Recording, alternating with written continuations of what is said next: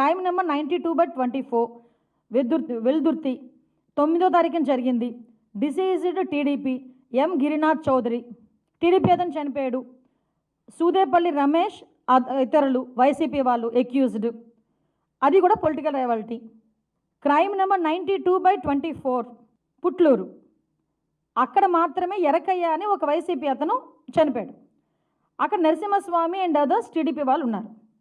Next 4th one 148/24 Rayadurgam PS 9th జరిగింది. ఇది గొల్ల Adikesavulu TDP ఆయన్ని చంపేశారు. ఎవరు? వైసీపీ వాళ్ళు, కేశవరెడ్డి అండ్ అదర్స్. ఇవన్నీ కూడా పొలిటికల్ మర్డర్స్ జరిగినవి 4. ఆ 4లో 3 చనిపోయింది టీడీపీ వాళ్ళు.